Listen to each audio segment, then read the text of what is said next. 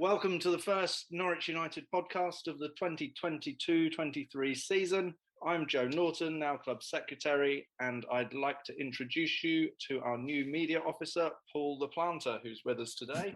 Paul's been doing a superb job so far with match reports and developing our new website. So welcome, Paul. What's made you become a Norwich United supporter and now media officer? Yeah, cheers, Joe. It's probably quite a familiar tale for a number of people now, and how I've ended up supporting Norwich United or just a non-league club in general. Grew up, following top-level football, dreaming of becoming one of them one day, and it just didn't quite happen for me. Can't work out why, but I still loved watching it. But, in recent years, it feels like it's been a steady decline for about 10 years now, but my love for the game had just been declining for various reasons, and I just got to the point where I didn't enjoy watching it at all. I was priced out of going to live games, hated watching it on TV because of all the hype and basically wanting both teams to lose most of the time because I hate them both. And where's the fun in that, It's gone from being something I love to being something I'm watching just to snipe. So it's like, okay, I stopped doing it. But obviously the sport still meant the world to me. I played it, throughout all my youth. I've watched it from the day I was born pretty much. So I still needed something. And so I just got jealous of one of my mates, Lee, who goes to Hinckley AFC games and just constantly sharing, his trips away and crappy grounds under floodlights in the winter. Just seemed like everything that I wanted from the game again. So just looked for nearest semi-pro team to me, and by chance found Norwich United. And from day one, I was hooked, really. I think my first game was one of the early FA Cup rounds last season.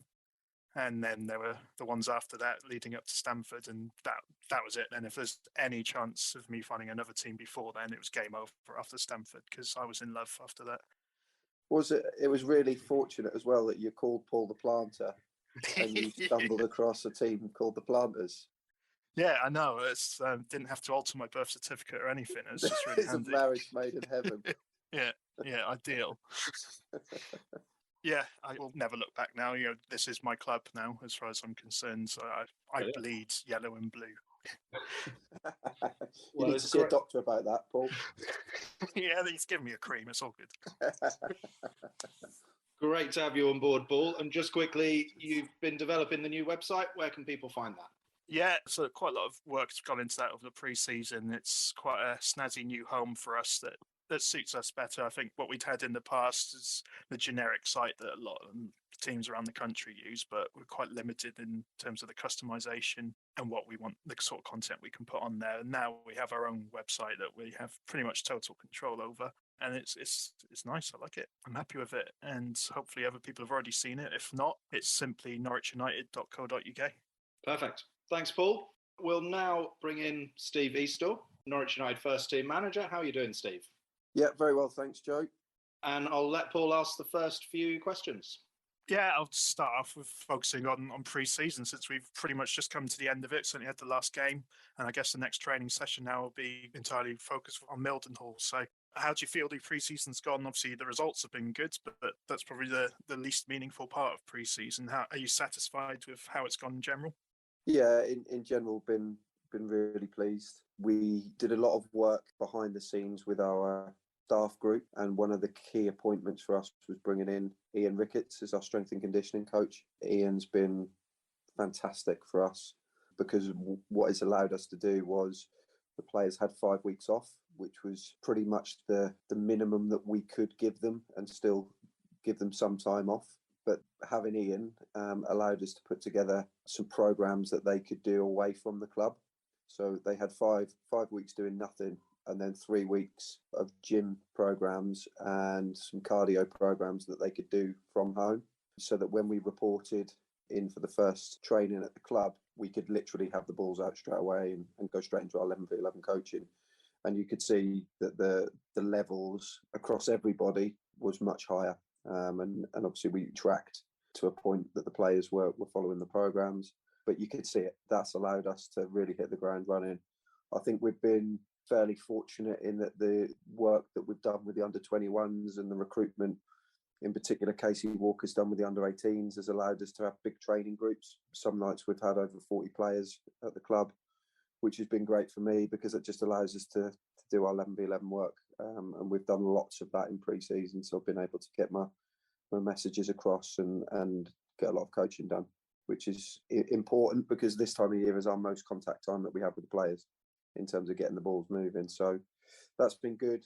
And we've certainly seen what we've been putting across being taken on board and putting into practice. The only downsides for us was some of the opposition that we selected. We were probably expecting a little bit more from in terms of the workouts we got. But, you know, you don't play the game on paper. So whilst that's been a little bit disappointing, as you rightly say, Paul, the results are the least important thing of pre-season because you want to try and challenge yourself. And I like to try and do it in quite a progressive way in that the fixtures get harder as we move through. So that didn't quite go to plan. However, the level of the fitness in particular from the group is where we need it to be going into the start of the season. Yeah, certainly having been a fan on the sides for the pre-season, it's been the theme of the pre-season, how much fitter our players have looked, admittedly, initially against weaker opposition. And as you kind of touched upon there, the stronger teams that we had lined up against probably weren't in their best moments to give us the biggest challenge that we would have liked. But you could see whoever you're playing against, it doesn't matter when you've got Tom Hunter running for 90 minutes non-stop and looking like he could just do it all over again in 37-degree heat. You could be playing against anyone, and that's a fact that the players are fit. And it was really, really evident watching on the sides. It was, as you say, Ian Rickett's done a brilliant job quite clearly. Yeah, he's been exceptional, and that will now continue. We've now developed the facility at the club that we've got a gym on site so that the players can continue their programme now that we go into the season, and that will carry on right throughout the season, and we'll just differ what we need to do at different times. But no, he's been absolutely brilliant in terms of how professional he is with everything and everybody that he's worked with. Brilliant. So obviously in pre-season, spend a lot of focus on your own players and recruitment of perhaps new players and new staff. But do you spend much time looking around what your rivals might be up to in terms of their recruitment or how their games seem to have gone? Or is your sole focus through the pre-season just on Norwich United? I suppose the difficult thing for us this year is we don't really know who our rivals as such are going to be. I'm looking at the teams that are in there. I'd expect Mildenhall to be there or thereabouts. Wouldn't surprise me if Ipswich Wanderers continue their good form in terms of promotion and look to do well. I would expect Newmarket to be there or thereabouts again. Soham are a big club now for at that level, although it's difficult to get relegated and then rebuild and put a side together that's going to contend for promotion. Beyond that, obviously there will be teams in the mix, but it's difficult necessarily to see who they might be without a ball being kicked. And I don't mean any disrespect to Morbarton and Fakenham last year, who finished really well, but for them guys to kick on and go more than that might be difficult. March, who I thought were a really difficult opponent both home and away last year, they're no longer in our league. So it'll certainly be at least sort of 10 games, I would thought, before we really know where people are going to be in that structure. And for us, in terms of recruitment, we've had to rethink our strategy. And we sat down at the end of last season and reviewed what we were doing, purely because now that in terms of budget we have, which has always been competitive, and I still believe we do have a competitive budget. There are clubs in and around us in the division above that can simply blow us out of the water when it comes to offering players contracts. So we aren't in a position to go out and sign maybe the calibre of player in terms of a senior established player that we once could. And with that also, we can't offer the level of football now because we've now got Dereham, Lowestoft, Wroxham, Galston, who are all relatively on our doorstep, can all offer a higher level of football than what we can. So we probably, in years gone by, would have been in for a different type of player. We've had to flip that in terms of looking at players maybe that those clubs are looking to move on, try and find one that maybe hasn't fulfilled their potential there but might have another chance with us. Or we've gone down the route of signing really talented players that fit in the bracket from 18 to 21, which we already started that work last year. And we've been very, very proactive in all levels of doing that, whether that be boys who just come straight out of under 18 football or players that are playing further down in the pyramid and looking to give them opportunities. And I believe that we've done that well in terms of the ones that we've gone and highlighted. And I think you'll see at least 2, if not 3 of those really go and establish themselves this year. And we've also progressed 5 of our last year's under 18s that have all signed contracts. So we'll certainly have a very youthful look about us. But I think we've assembled a squad that's got a lot of ability and a lot of talent, and also the ability to learn quickly, which will be important for them. Yeah, definitely. I think Joe's got a few more questions to go a bit more depth about our recruitment so far, so I'll hand over to him for that. Yeah, absolutely. You've touched on it there, and there's probably a mixture of all those sort of different categories you've talked about. But the main sort of 4 incoming signings have been Elvis Putnins, Johnny Miller, Zach Borner, and Joel Watts. What do you think those players will bring to the squad? So we highlighted the fact that we were pretty young. The players that had moved on last year or had been phased out were more senior bodies. We had a bit of a blow in pre-season with Dylan Alexander and Matty Daniels, sadly both having to call it a day through injury. And although Matty is one of our older players, Dylan mid-20s is a real shame for him. So we knew that we needed to bring 2 or 3 older heads in, and they were the ones that we'd done fairly early in the window. Elvis, senior goalkeeper, played pro level in the earlier part of his career. Very, very dedicated. You know, he's a very strong boy. Does a lot of work away from the football club. Sadly, he's had a bit of a knee problem, but hopefully we're about a week away from him joining us in full training. And what he'll give us is an experienced pair of hands. Ryan Dickerson played a lot of games last year and had a knee problem throughout last year. And being completely honest, we probably played him at times when he was injured through necessity.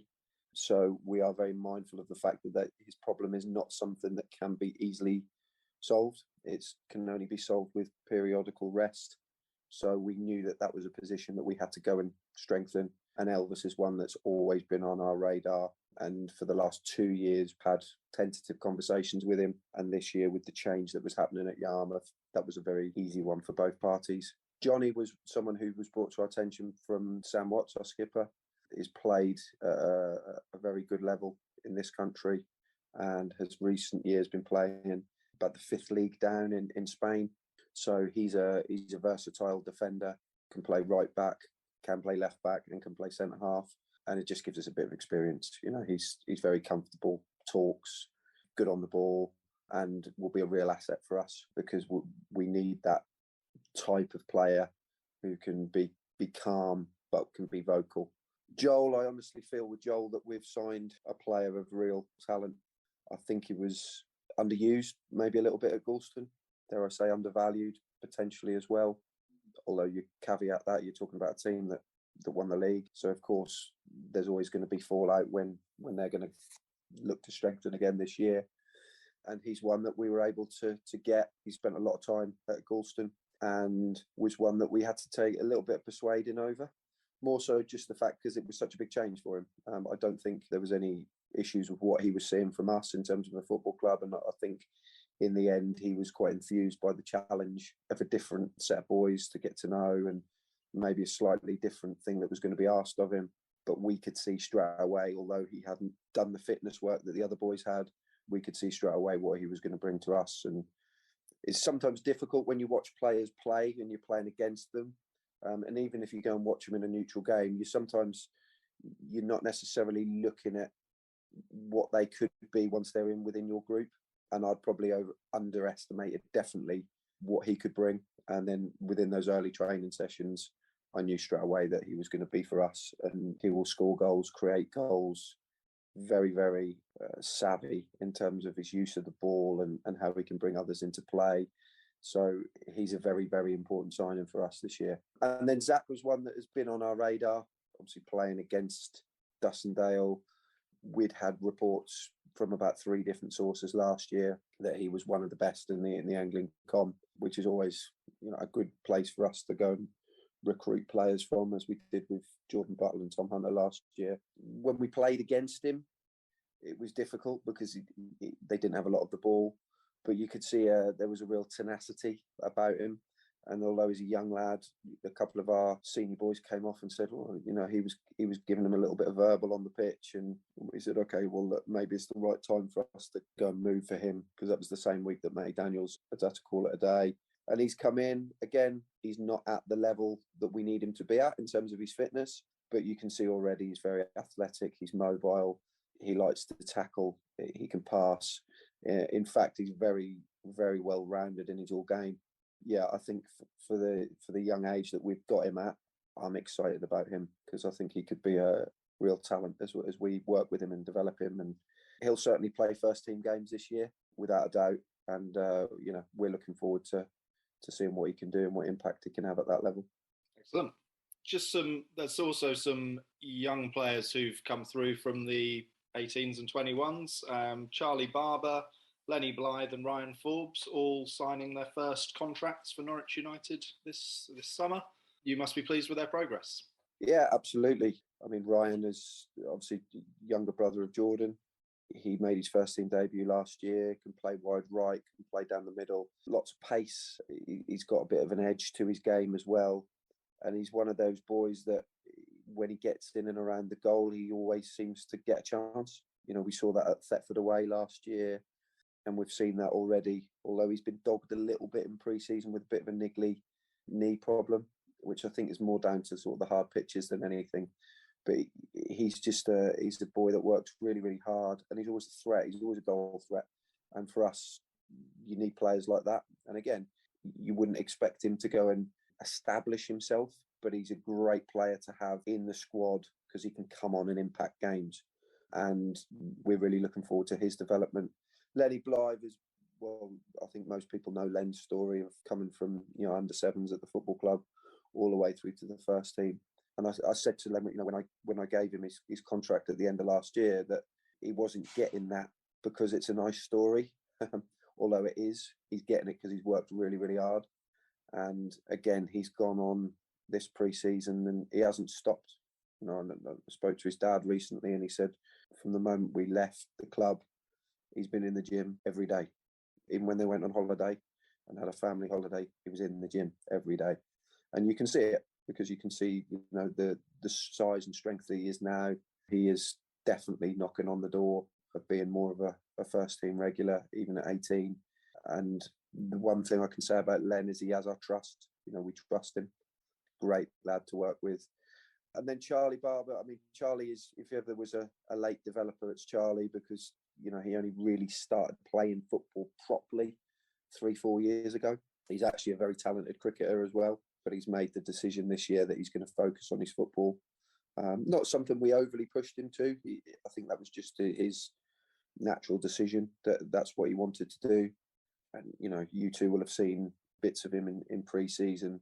I honestly think he could be a real talent. And when I say that, I mean progress pretty quickly through the game. It wouldn't surprise me within the next 2-3 years if he was going to make it into the pro level. Wouldn't surprise me. He's got everything. And if ever there was a don't judge a book by the cover, it's Charlie. You look at him and you think, is he going to be a bit easy-ozy? Is he a bit lazy? And he's the complete opposite. He works so hard when we haven't got the ball. And that's one of the things that I always judge young players on, is what they like when we haven't got the ball. How hard do they work? How quickly can they recover? How quickly can they take on information? And he's someone, you tell him something once and he retains it and he'll put it into his game. But yeah, he's passing, he can shoot, his receiving skills in tight areas, his ability to lend the ball to other people in a really well disciplined, weighted way, his understanding of the game and how he reads the game around him. I think we've got a real talent on our hands. There'll be some weeks that we'll obviously have to work out how we can accommodate him, because he's still growing and he's still physically maturing, which will come. But yeah, in terms of talent and attitude, he's got everything. So yeah, I hope that we continue to progress as quickly as he will, because that will be important. Brilliant. Okay, just you briefly mentioned Matt Daniels and Dylan Alexander, both unfortunately, retiring really through injury. Just your thoughts on their departures. I presume you wish them all the best. Absolutely. I mean, Matthew is a player that I've worked with on and off for the last 10 years. First started with him at Wroxham. We took him to Sudbury and then picked up again with him at Norwich United. Just a fantastic player. For me, always played well beneath his level. He started off at Ipswich Town, had bad injuries there that weren't managed properly, and it's caused him a lot of problems later in life with muscles overcompensating for those injuries. And he's got to a point now where just to train the morning after couldn't walk.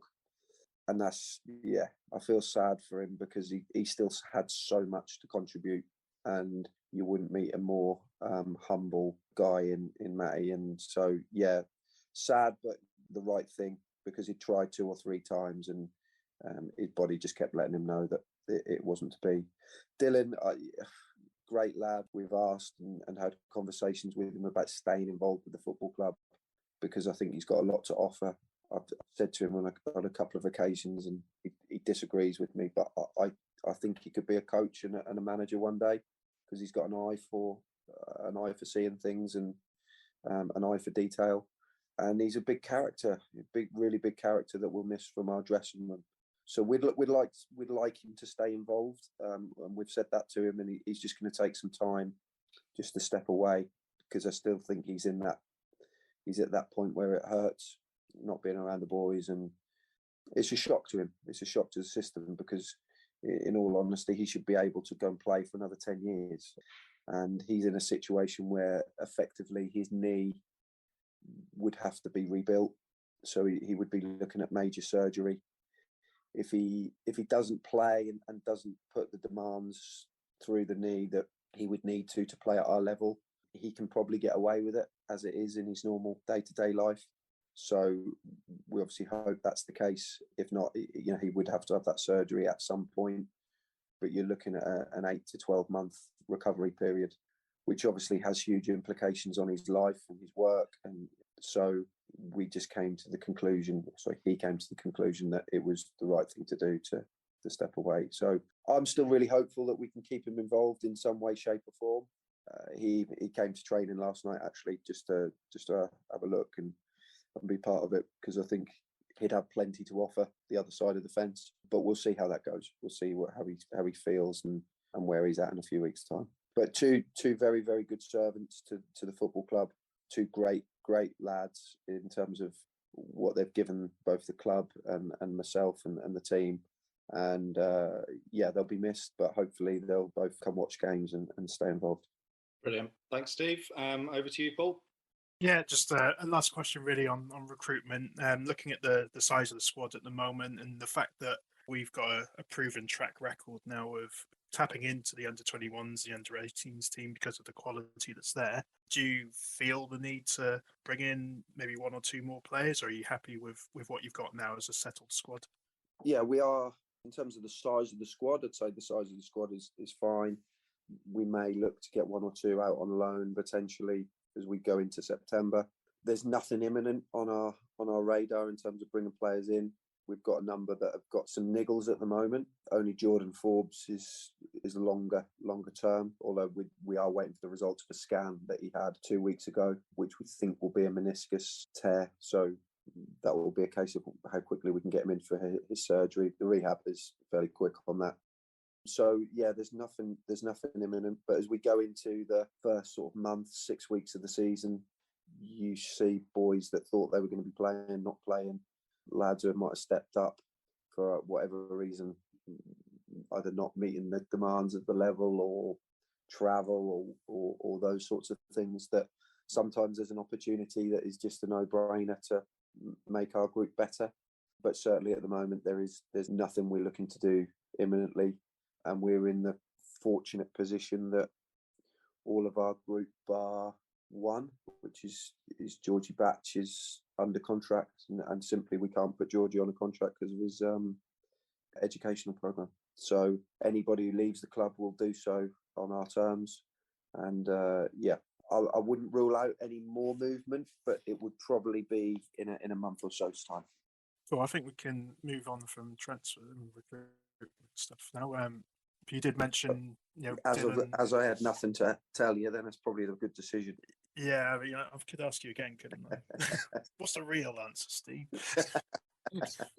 What are the rumours? Yeah. But yeah, you mentioned maybe Dylan one day becoming a coach for you, or someone else, but still offering something to football. And it made me think of Matty Brown, who's come back to the club as one of the many backroom additions we've had this summer. I was just curious, really, whether you could give us a bit more insight into what that really means for you to have someone like Brownie back. Is it a case that he can do some of the bits that you had been doing, which now frees you up to do stuff that you've been wanting to do that you haven't been able to do? Or is it more he's there to add quality to what was already there and give you a second opinion, perhaps? Can you tell us a bit more about how it works? We'd been looking tentatively for a first team coach for the whole of last season, and it's always a difficult position, really, because you want someone who's obviously worked at senior level with senior players. They don't have to have been a manager. They might not ever want to be a manager. It's not a problem, but it's that real emphasis on that they can put coaching sessions on and have demands both to and from senior boys. And that's kind of what we were looking for last year. In all honesty, Toby Nickerson did more coaching than he should have done within his remit. Obviously, he's qualified to do that, and it was brilliant that he could. But that took time away from him doing other things that we wanted him to be doing. I'm then pretty much the only other qualified coach at the football club. So we had people that were good facilitators and good organisers, but in terms of coaching, I was the only one. So we were always looking to do that. And when he left Eastaugh, it was one of them. I just saw it on Twitter and thought, well, that's worth a phone call, and just put it on his radar. I think he'd had at the time another offer to a similar role, but as a number two at the same level. And I think subsequently he's also had an offer to go back into management. He's made it quite clear that is still his aspiration, which I have no problem with at all. And of course, one day that might be at Norwich United. I think that's a good thing. But the big thing that attracted me to Matty is that because I knew him as a player, I knew what his character's like, and he'll always give you an opinion. And he's not frightened of whether he thinks you'll like it or not. He'll tell you what he thinks, and that's what we wanted. We wanted another opinion in there. We wanted someone to challenge our thinking, and I say our in terms of myself and my brother, that might just see things from a different angle or might offer up something that had some value, at the same time as having someone who can work on the pitch and help put training sessions on and yeah, to a certain point take some of that off me. But I do actually still quite enjoy that in this period of time, because as I said earlier, it's a key contact time period. So we've been a little bit unfortunate in that he's had a lot of time, because he's a fireman, that he's had a lot of shifts that he's had to work over this time of year. I mean, obviously you've seen the news in terms of how in demand firefighters are at the moment. So he's not been there as much as we'd have liked him to be, but that has freed up time that when the season starts, he'll be a lot more available. So yeah, I think Matty will have a good contribution to make, and gives us another good critical eye behind the scenes for us to keep improving. In terms of our pitch, we've got ongoing works going on fitting an irrigation system. That's going to mean the first 7 first-team games are all going to be away from home as it stands. So the first home game is going to be on Tuesday, the 30th of August, when we host league newcomers Harleston. We start the season on Saturday, away to Mildenhall. Then we travel to Thetford in the league on the Tuesday. Then it's Potton United in the FA Cup on Saturday, the 6th of August. This is now going to be an away game. The club will be putting on a coach, and supporters are welcome to join. Details will soon be on our website and Twitter. Yeah, the FA Cup game in particular, it just captures your imagination, doesn't it? And it's the league game, you've got 38 games to get excited and have your dreams dashed, but cup matches are different gravy. So I'm I've already mentioned the Stamford game, but it really is a brilliant opportunity for anyone that's thinking about coming along to any Planters games this season. It's a really good opportunity to really become part of something and really get involved in what non-league football is all about, because you travel with the players, the family, the friends. Everyone who drinks will drink, probably a few, and we'll sing some songs and have a little bit of a dance with our seatbelts on, of course. But it's yeah, it's just really good fun. And I think if anyone's on the fence about coming or might be a bit shy about doing it, all I can say is just do it, because from that moment onwards, it's one of those where every game since the Stamford game, someone's who went has mentioned it at one of the previous games after that. It's sort of part of the legend now. So yeah, I highly recommend coming along if you're thinking about it. As Joe said, we'll get finer details nearer the time, but there will be a coach and there will be space for you to come. So please do. In regards to the pitch, yeah, I just had a few questions about that for you, Steve, really, because obviously that's going to be a sort of fair old stack of away games in succession. Do you just see that as we're going to be playing the games at home and away at some point in the season? It doesn't really matter that they're away in quick succession, or does that present you with any issues at all? No, not really. I mean, it's pretty well known that our away form last year was far superior to our home form, which was down to the pitch. There's no other rationale other than that our playing surface is very, very substandard. And we've had the investment this year, although the scheduling of that has been appalling. The team that were fitting that have run hugely over schedule, which has caused a number of problems. I'm pleased to say that there's actually the sprinklers are on as of today, and I've seen them in action. So that's pleasing, but the pitch is a long way from being ready. I mean, it's obviously if you've seen it, it's yellow, which most grass is at this moment in time. But where they've put the pipes in, the tracks all need seeding. It needs fertilising. It needs weed kill on it. It needs top dressing. We have the plans in place to do that. We've got the team to do that. It's just been that work couldn't have started until we could get water on. So as of today, that work will be done. As I said, playing from home doesn't phase us, and as you rightly say, Paul, those home games will be played later in the season when our surface will be much better. I suppose the advantage of being at home in the FA Cup, because it was a home draw, I guess we lose that to a point. But it was I don't think of a referee would have allowed us to play on our pitch. If I'm being completely honest, it was the lines that the pipes had gone in is full of stone and it was in a dreadful condition. So I don't even think it was a decision. It just had to be reversed, as we've done with a couple of our fixtures. But ultimately, it will get better from this point, and we will get to a stage where we will have a really, really decent playing surface, because I'm confident in Jed, and he has our full trust that he will deliver a surface that we will be able to produce good quality football on. And that's what the players want. That's what I want, and we will get there. Yeah, it's as much as it's no doubt been frustrating that it's not gone to plan in terms of the scheduling of it through no fault of our own. You still must be excited about the project and the fact that it is happening, and at some point we will have, in theory, a fantastic pitch to play on.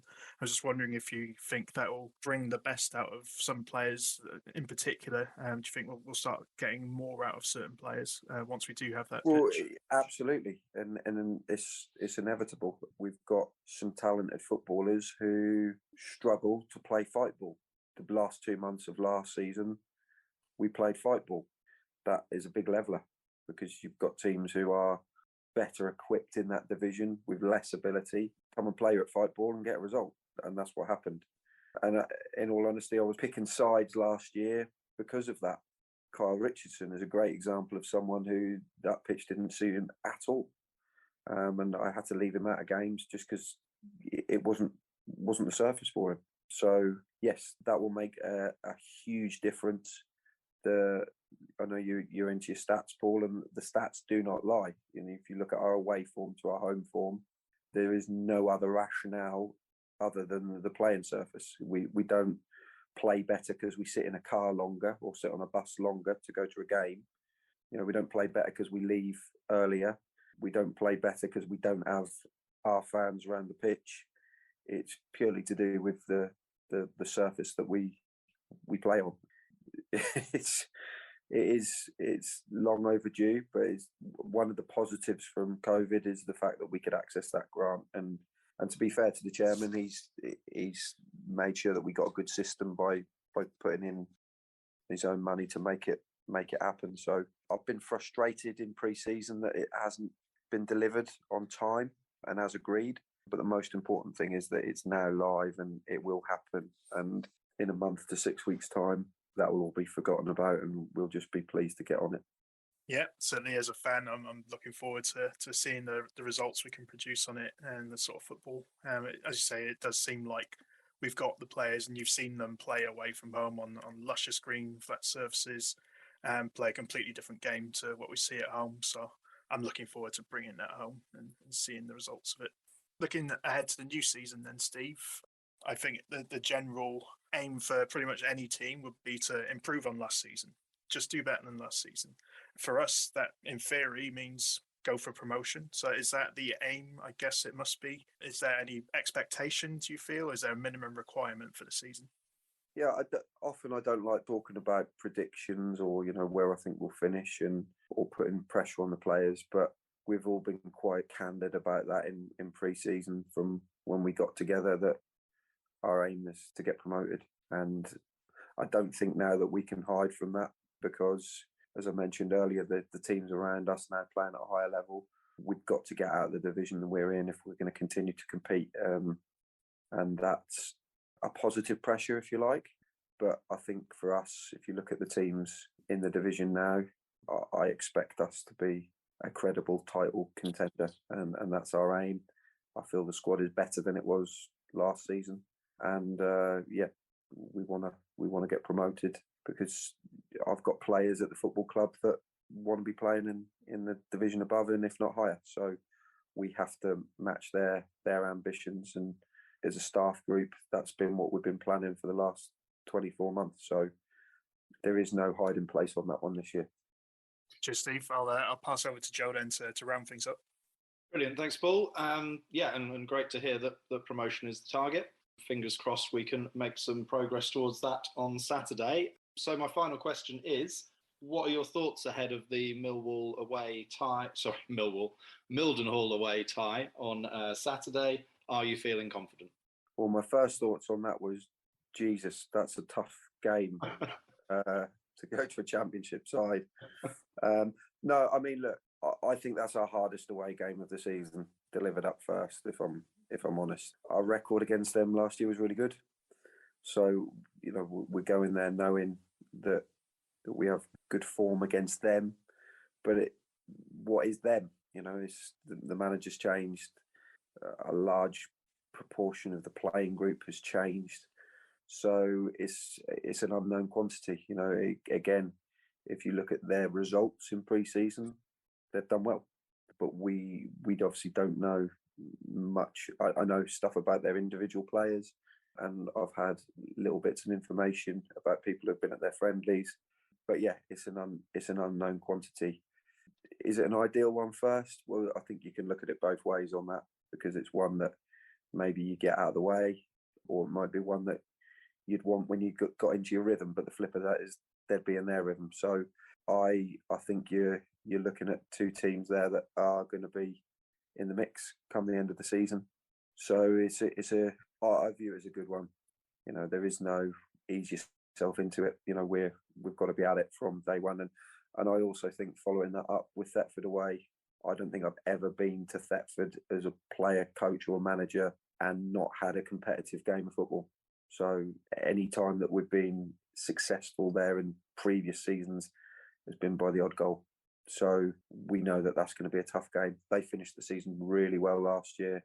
If you look at the calibre of player they've brought in pre-season, I mean, it wouldn't surprise me if they're going to be a top six side, in all honesty, because their form at the back end of last year, as I said, you're signing boys like Cameron King. That's a hell of a signing.